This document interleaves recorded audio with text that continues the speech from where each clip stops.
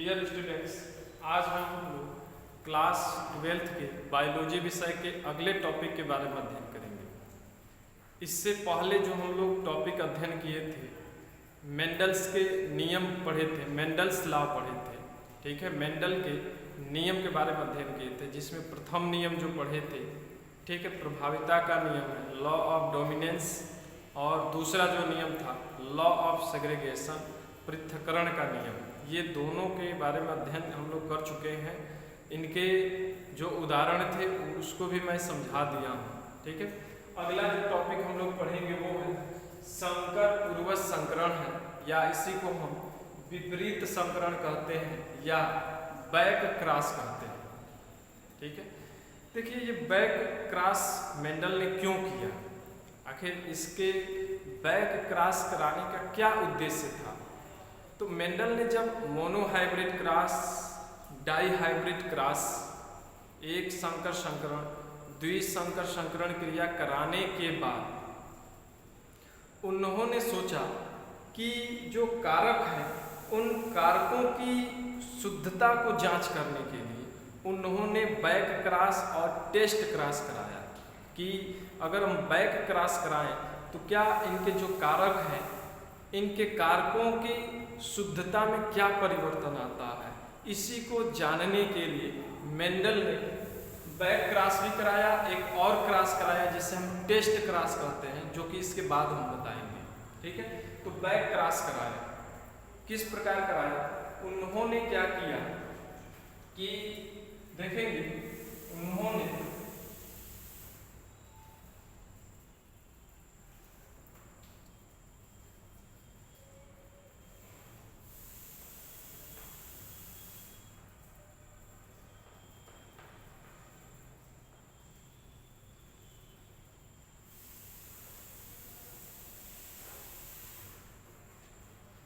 उन्होंने क्या किया कि जो भी मटर के पौधे थे, उस मटर के पौधे के तने की लंबाई को ध्यान में रखकर उन्होंने संकरण कराया। एक लंबे तने वाला पौधा लिया और एक बौने, और उनका संकरण कराया। संकरण कराने के बाद प्रथम पीढ़ी में जो संतान उत्पन्न हुए वो सभी के सभी कैसे हुए, लंबे पौधे प्राप्त हुए। उनके तने की लंबाई कैसे हुई, लंबे हुए, सभी के सभी लंबे थे। ठीक है, अब उस एफएन पीढ़ी के संतानों को लेकर ध्यान देंगे, जब एफएन पीढ़ी को संतानों को लेकर और उनके किसी भी जनक के साथ संकरण कराया जाता है तो इस प्रकार के संकरण को ही हम क्या कहते हैं, संकर पूर्वज संकरण। इसका अर्थ भी देखिए निकल रहा है, संकर पूर्वज संकरण।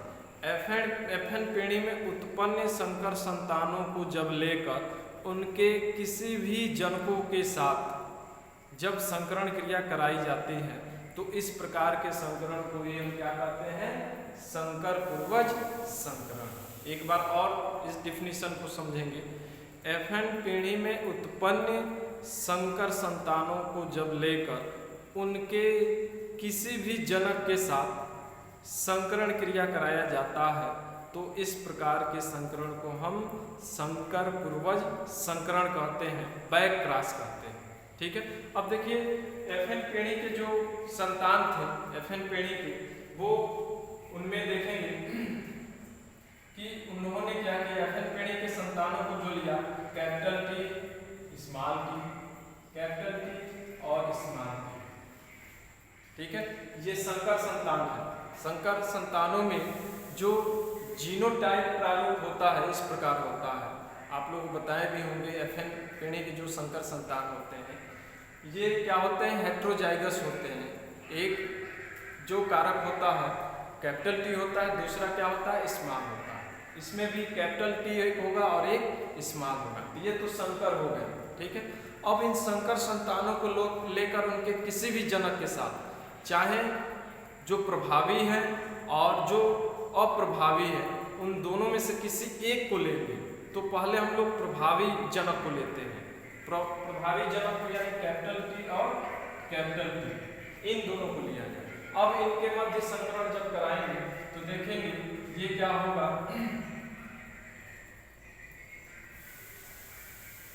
इसमें एक मिस्टेक हो गया।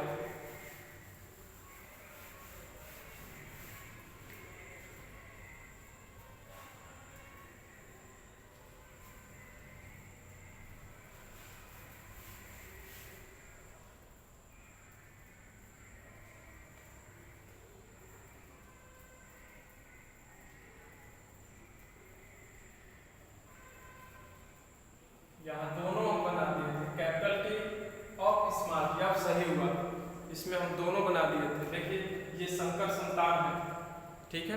कैपिटल टी और स्मॉल टी ये उनके गैमीट है, गैमीट है, युग्मक है। हम दोनों लिख दिए थे एक साथ, इसीलिए उसका गलत आता रिजल्ट। और ये जो है जनक है, क्या है ये जनक है, पी है। और ये जो क्या है दोनों संकर है, क्या है संकर है,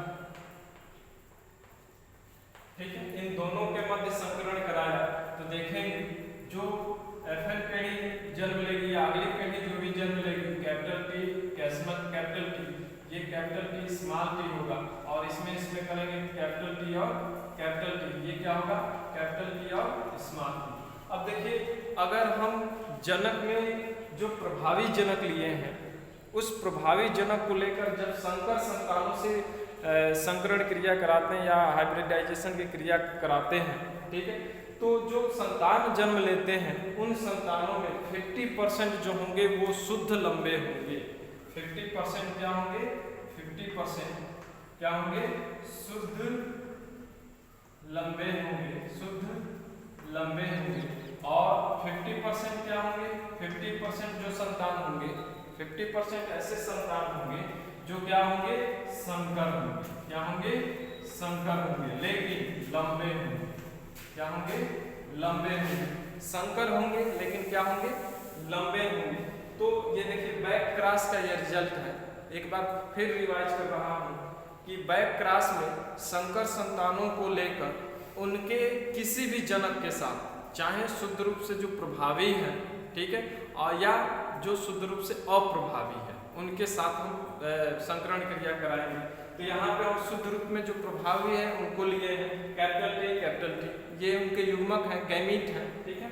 और ये संकर है, संकर के ये गैमीट है कैपिटल टी और स्मॉल टी, ठीक है। इन दोनों के मध्य जब संकरण कराएंगे तो ये इसमें करेंगे तो क्या होगा कैपिटल टी और इसमें जब होगा तो कैपिटल टी स्मॉल टी होगा। इसमें और इसमें इनके युग्मक मिलेंगे तो क्या होंगे कैपिटल टी और इसके युग्मक और इसके युग्मक मिलेंगे तो कैपिटल टी और स्मॉल टी मिलेंगे। इस प्रकार जो रिजल्ट प्राप्त होगा वो 50% क्या होंगे शुद्ध लंबे। देखिए ये 50% शुद्ध लंबे होंगे और 50% क्या होंगे संकर, लेकिन क्या होंगे लंबे होंगे, ठीक है। इसी विधि का प्रयोग करके, बैक क्रॉस का ही प्रयोग करके वर्तमान में जो हम लोग हाइब्रिड पौधे का विकास करते हैं, ठीक है, इसी विधि का उपयोग करके किया जाता है। आज कल देख रहे हैं विभिन्न प्रकार की जो सब्जियां देख रहे हैं, हाइब्रिड सब्जियां आ रही हैं, धान है, गेहूं के बीज हैं, इसके अलावा अनेक प्रकार के फल जो हाइब्रिड बनाए जा रहे हैं, इसी विधि का उपयोग किया जाता है, बैक क्रॉस का ही किया जाता है। अब देखिए इसमें अगर देखा जाए फिनोटाइप तो 100% सभी के सभी लंबे हो गए। फिनोटाइप अगर देखा जाए तो 100% सभी के सभी क्या होंगे लंबे हो गए।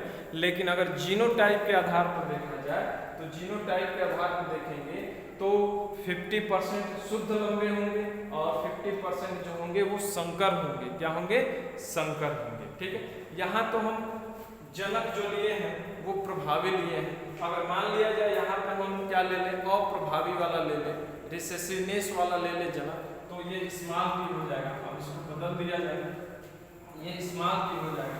अब देखिए यहाँ पे रिजल्ट क्या होता है, यहाँ पे रिजल्ट क्या प्राप्त होगा, तो ये जो हो जाएगा कैपिटल टी स्मॉल टी और ये दोनों स्मॉल टी, कैपिटल टी और स्मॉल टी और ये दोनों स्मॉल टी हो जाएगा। अब देखिए यहाँ पे अगर हम जनक प्रभावी न लेकर कौन सा ले अप्रभावी वाला ले जनक और उनके मध्य संकरों को क्रॉस क्रिया कराया जाए तो इससे क्या रिजल्ट होगा, इससे रिजल्ट जो होगा वो क्या होगा कि 50% जो होंगे देखेंगे ये और ये देखेंगे 50% क्या होंगे ये संकर होंगे, क्या होंगे संकर होंगे, लेकिन क्या होंगे लंबे होंगे, लंबे होंगे। और 50% क्या होंगे 50% जो होंगे वो शुद्ध क्या होंगे, बौने होंगे, शुद्ध बौने होंगे, क्या होंगे, शुद्ध बौने होंगे। इस प्रकार जब FN पीढ़ी के संकर संतानों को लेकर जब उनके जनकों के जो प्रभावी लक्षण वाले होते हैं उनके साथ जब कराएंगे तो 50% शुद्ध लंबे और 50% संकर होंगे।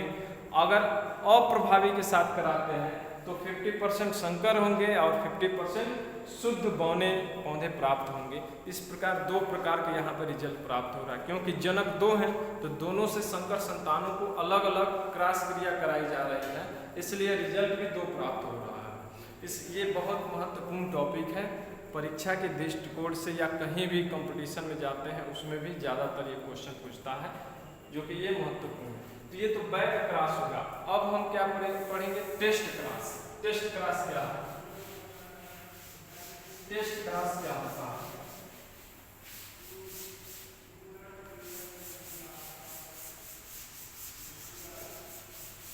टेस्ट क्रॉस है या इसको परीक्षण संकरण कहते हैं, परीक्षण संकरण कहते हैं, या इसको हम क्या कहते हैं, इसको हम टेस्ट क्रॉस इसको टेस्ट क्रॉस कहते हैं,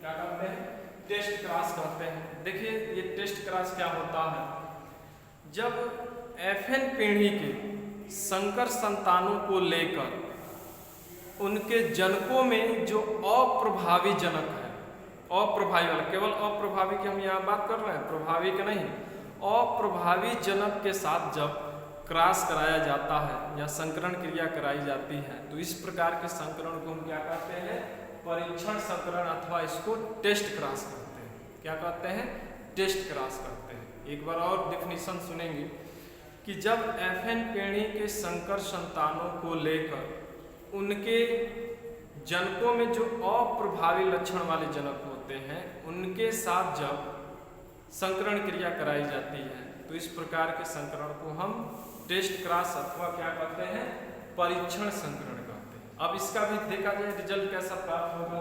ये देखिए ये पुनेट का बॉक्स है, देखिए ये बताना भूल रहे थे, ये पुनेट का बॉक्स है, पुनेट नामक वैज्ञानिक ने बनाया था। ये पुनेट का बॉक्स है जो कि पुनेट नामक वैज्ञानिक ने बनाया था। मेंडल के द्वारा किए गए जो भी प्रयोग थे उन प्रयोगों को आधुनिक स्वरूप देने का कार्य जो है पुनेट ने किया, जो कि इसमें जो भी फीमेल गैमीट होता है उसे इस बॉक्स के ऊपर की ओर, ठीक है, लिखा जाता है और दाईं तरफ होता है, और जो मेल होते हैं, मेल के जो गैमीट्स होते हैं उनको बगल में लिखा जाता है, इधर साइड बगल में लिखा जाता है, और जो फीमेल के गैमीट होते हैं उसे ऊपर लिखा जाता है। और ये देखेंगे ये फीमेल को इंडिकेट करने के लिए चिन्ह होता है, फीमेल को इंडिकेट करने के लिए चिन्ह होता है, और मेल को इंडिकेट करने के लिए ये चिन्ह होता है, मेल को ये और फीमेल को इस प्रकार इंडिकेट किया जाता है। तो ये ध्यान देंगे, ये पुनेट का चौखाने हैं, पुनेट का ये चौखाने हैं जो कि पुनेट नामक वैज्ञानिक ने इस प्रकार बनाया था। ठीक है, चलिए देखिए इसमें आप मान लीजिए संकर संतानों को हम ले लेंगे। संकर संतान जो है ये जो होगा कैपिटल T और ये क्या हो गया स्मॉल, ये संकर संतानों के गैमीट है। ठीक है, और गैमीट को देखो प्रदर्शित करने के लिए पुनेट ने क्या किया कि ये गोला बनाया, इन्हीं गोलों के अंदर उनके जो भी जीन होते हैं उन जीनों को प्रदर्शित करने के लिए इन गोलों में इन्हें संकेत के रूप में प्रदर्शित किया। ठीक है, ये हो जाएगा अप्रभावी, अप्रभावी हम बोले हैं, ये अप्रभावी जनक है, ये जनक है, ये जनक है, या इसको P लिख दिया जाए, P लिख दिया जाए, और ये क्या है, ये संकर है, संकर संतानें हैं। इन दोनों के मध्य जब संकरण क्रिया कराया गया तो देखिए इसका रिजल्ट क्या होता है, इसका रिजल्ट क्या होगा, capital T small t, small t small t, capital T small t और स्मॉल t। यानी जो टेस्ट क्रॉस कराया गया संकर संतानों को लेकर उनके अप्रभावी जनक के साथ कराया गया।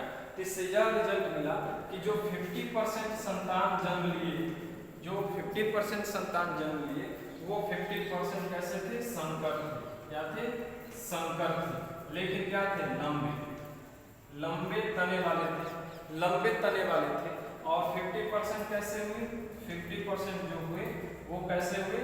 तो वो शुद्ध बौने हुए, शुद्ध बौने हुए, शुद्ध बौने हुए। ठीक है, तो ये टेस्ट क्रॉस का रिजल्ट है। टेस्ट क्रॉस याद रखेंगे, सदैव ही जनक में अप्रभावी लक्षणों वाला ही लेंगे, प्रभावी वाला जनक के साथ कभी भी क्रॉस नहीं कराते हैं। लेकिन टेस्ट क्रॉस में प्रभावी जनक के भी साथ करा सकते हैं अथवा अप्रभावी के साथ भी करा सकते हैं।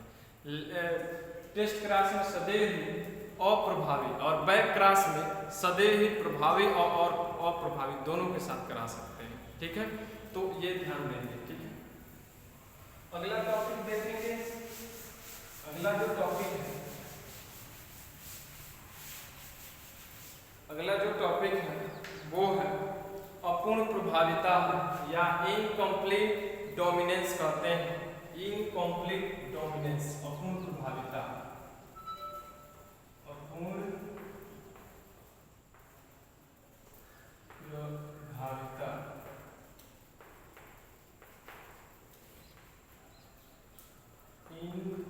इनकम्प्लीट डोमिनेंस,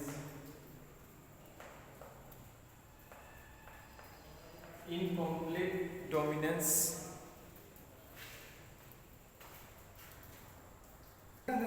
अगला टॉपिक देखेंगे अपूर्ण प्रभाविता है।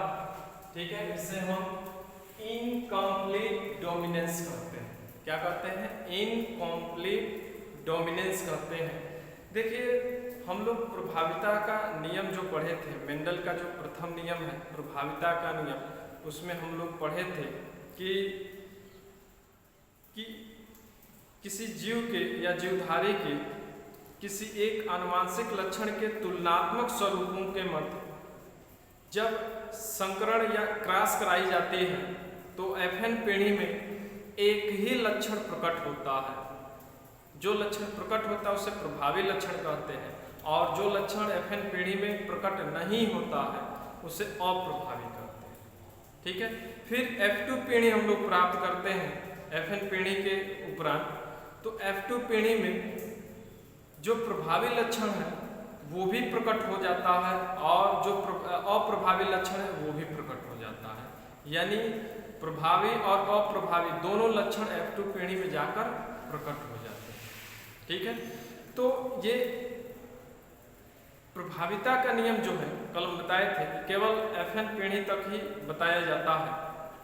ठीक है, तो एफएन पीढ़ी में केवल एक ही लक्षण दिख रहा है। ठीक है, जिसे हम प्रभावी लक्षण कहते हैं, जो नहीं दिख रहा है अप्रभावी लक्षण कहते हैं। इस नियम को ही हम प्रभाविता का नियम कहते हैं, जो कि मेंडल ने, ठीक है, इस बात को प्रयोग के माध्यम से समझाया था। लेकिन कार्ल लॉरेंस नामक वैज्ञानिक जो मेंडल के द्वितीय नियम है उसे ही प्रथम नियम के रूप में घोषणा की थी। ठीक, तो आधुनिक वैज्ञानिकों ने सोचा कि क्या अन्य पौधों पर भी अगर ऐसा प्रयोग किया जाए तो एफएन पीढ़ी में क्या एक ही लक्षण प्रकट होगा कि इसका कोई अपवाद होगा। ठीक है, तो वैज्ञानिकों ने प्रयोग किया, अन्य पौधों पर भी प्रयोग किया। तो अन्य पौधों पर जब प्रयोग किया तो देखा कि एफएन पीढ़ी में एक ही लक्षण नहीं दिखाई दे रहे हैं, बल्कि दोनों जनकों के एक मिश्रित लक्षण दिखाई दे रहे हैं और वहां पे एक तीसरा लक्षण प्रकट होने लगा। इस प्रकार मेंडल की जो प्रभाविता का नियम है वह सभी पौधों पर लागू नहीं होते, बल्कि कुछ ही पौधों पर ये लागू होते हैं और कुछ पौधों पर ये लागू नहीं होते हैं। इसी को हम क्या कहते हैं? अपूर्ण प्रभाविता कहते हैं। यानी कहने का मतलब है कि प्रथम पीढ़ी, फर्स्ट जनरेशन में उत्पन्न संतानों में जब दोनों जनकों के मिश्रित लक्षण प्रकट होने लगते हैं तो इसे हम क्या कहते हैं? अपूर्ण प्रभाविता कहते हैं। अगर एक केवल लक्षण प्रकट होता है फेनफेणी में तो उसे तो प्रभाविता कहते हैं, ठीक है। लेकिन जब दोनों जनकों के मिश्रित लक्षण प्रकट होने लगे तो इसे हम अपूर्ण प्रभाविता कहते हैं, जो मेंडल के प्रथम नियम का को क्या करता है, गलत साबित करता है। क्या करता है, इसे गलत प्रूफ करता है, ठीक है। इसी बात को हम लोग जानेंगे किस प्रकार किया गया और किस पौधे में किया गया। तो देखेंगे कि कार्ल लॉरेंस नामक वैज्ञानिक ने ही किया ऐसा। मेंडल की जो प्रभाविता का नियम है इसे अपूर्ण प्रभाविता के रूप में भी प्रयोग करके सिद्ध किया कि मेंडल की प्रभाविता का नियम में भी दोष है, ठीक है, क्योंकि वो सभी पौधों पर लागू नहीं होते हैं। तो कार्ल लॉरेंस नामक वैज्ञानिक ने एक पादप है जिसे हम कहते हैं मिराबिलिस जलापा। मिराबिलिस जलापा है, मिराबिलिस जलापा, मिराबिलिस जलापा है। इसी मिराबिलिस जलापा को उन्होंने प्रयोग किया। इसे हिंदी में हम क्या कहते हैं, मिराबिलिस जलापा को गुलाबांस कहते हैं। ध्यान देंगे कभी कभी नाम इससे दे देता है गुलाबांस। गुलाबांस के पौधों के पुष्प पर ही प्रयोग किया था, ठीक है।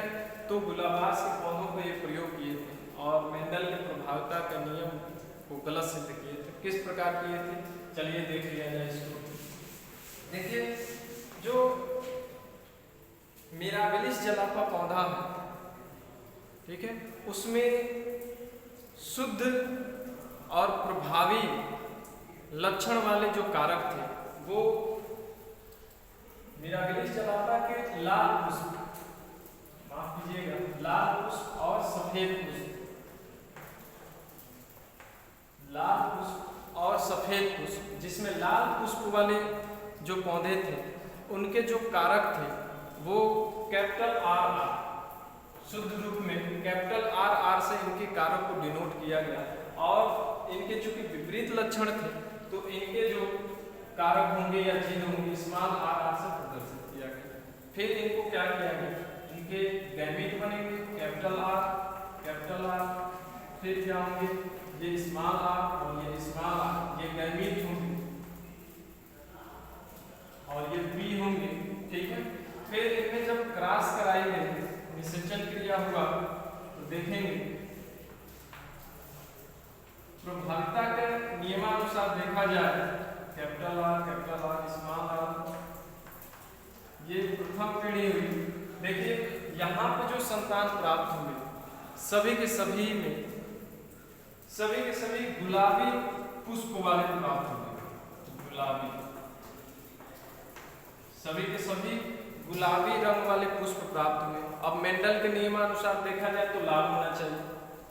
मेंडल के नियमानुसार देखा जाए तो प्रथम पीढ़ी में जितने संतान हैं सभी संतानों के पुष्प का जो कलर होता है कैसा होना चाहिए, लाल होना चाहिए। लेकिन यहाँ पे क्या प्राप्त हो गया, गुलाबी, न ही सफेद प्राप्त हुआ और न ही लाल हुआ, यानी यहाँ पे तीसरा कलर प्राप्त हुआ और यह तीसरा कलर इन दोनों के मिश्रित है, ठीक है। लाल और सफेद जो है इन दोनों के मिश्रित रंग क्या होते हैं, गुलाबी, जो कि ये तीसरा रंग प्राप्त हुआ, ठीक है। ये तो प्रथम पीढ़ी प्राप्त हुई। अब F2 पीढ़ी प्राप्त किया गया, फिर इनके संतानों को लेकर पुनः स्वपरागण की क्रिया यानी सेल्फ पोलिनेशन की क्रिया कराई गई।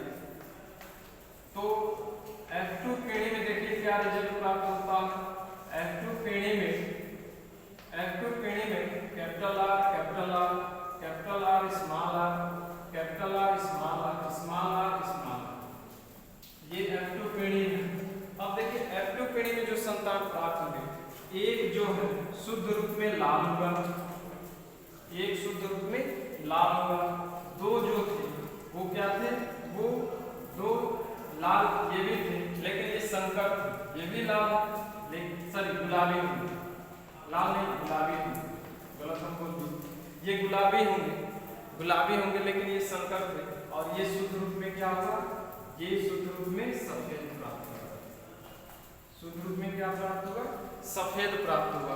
इस प्रकार F2 पीढ़ी में देखा गया कि जो जीनोटाइप है एक समन्वय दो, एक और फिनोटाइप भी क्या हुआ, एक समन्वय दो समन्वय 1 का प्राप्त हुआ। जबकि मेंडल के नियम के अनुसार देखा जाए तो जीनोटाइप तो ठीक है, सही है, लेकिन फिनोटाइप जो होता है मेंडल के नियमानुसार 3 संबंधी 1 होता है। मेंडल के नियमानुसार जो फिनोटाइप होता है 3 संबंधी 1 होता है, जो कि इसमें कहीं भी देखने को नहीं मिल रहा है। इनमें जीनोटाइप और फिनोटाइप दोनों का रेशियो समान है। जीनोटाइप और फिनोटाइप दोनों के रेशियो क्या है, समान है, ठीक है। जो कि मेंडल के नियमानुसार कैसा होना चाहिए, फिनोटाइप 3 संबंधी 1 होना चाहिए और जीनोटाइप 1 संबंधी 2 संबंधी 1 होना चाहिए, जो कि है भी केवल जीनोटाइप मिल रहा है, फिनोटाइप नहीं मिल रहा है। इस प्रकार मेंडल के जो प्रथम नियम प्रभाविता का नियम है, ये गलत यहाँ पे प्रूफ हो रहा है, गलत सिद्ध हो रहा है। तो इसी को हम क्या कहते हैं, अपूर्ण प्रभाविता कहते हैं। इसे ही हम क्या कहते हैं, अपूर्ण प्रभाविता अथवा इनकम्प्लीट डोमिनेंस कहेंगे, ठीक है। तो ये उनका एग्जाम्पल है, ठीक है। मिराबिलिस जलापा पर प्रयोग किया गया। मिराबिलिस जलापा के लाल पुष्प वाले और सफेद पुष्प वाले इन दोनों के मध्य कराया गया, जो कि लाल पुष्प जो प्रभावी है और सफेद पुष्प क्या है, अप्रभावी है। इन दोनों को जब संकरण कराया गया तो एफएन पेड़ी में गुलाबी रंग प्राप्त हुआ, ठीक है। और फिर एफएन पेड़ी के संतानों में पुनः संकरण क्रिया कराई गई तो F2 पेड़ी जो प्राप्त हुआ उसमें लाल भी दिखाई दिया, गुलाबी भी दिखाई दिया और सफेद भी दिखाई दिया, ठीक है। इस प्रकार F2 पेड़ी में जीनोटाइप और फिनोटाइप समान रेशियो प्राप्त हुआ, जो कि मेंडल के नियम को, जो प्रभाविता का नियम है, उसे गलत सिद्ध कर रहा है। तो ठीक है, आज के लिए बस इतना ही। फिर अगले टॉपिक के बारे में कल हम लोग अध्ययन करेंगे। इसे आप लोग बना लेंगे और नोट्स भी कंप्लीट कर लेंगे।